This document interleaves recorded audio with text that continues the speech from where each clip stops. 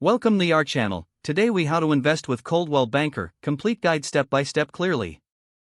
Understand the basics of real estate investing. Research the local real estate market to identify promising areas.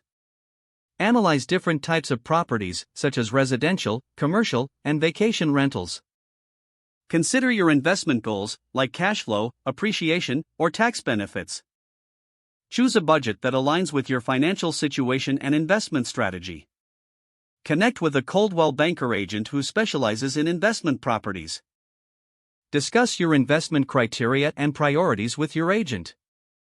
Utilize Coldwell Banker's resources to find available properties that meet your criteria. Attend open houses and property viewings to assess potential investments. Evaluate property values through comparable market analysis tools. Identify any repair or renovation needs and factor these into your budget. Secure financing for your investment through a mortgage or other funding options. Review the terms and conditions of your financing carefully. Make an offer on a property you're interested in purchasing. Negotiate the offer with the seller, working with your agent for the best outcome. Once an offer is accepted, conduct a thorough inspection of the property. Order any additional environmental assessments if necessary. Finalize your financing arrangement and prepare for closing. Ensure all paperwork and legalities are in order before the closing date.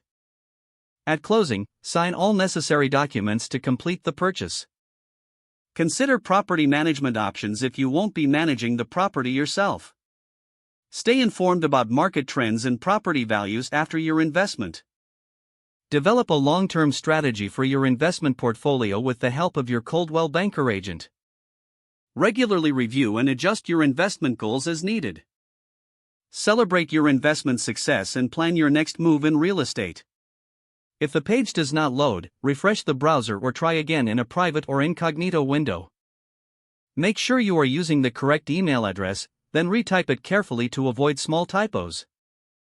If your password is not accepted, use the reset option and create a new strong password you can remember.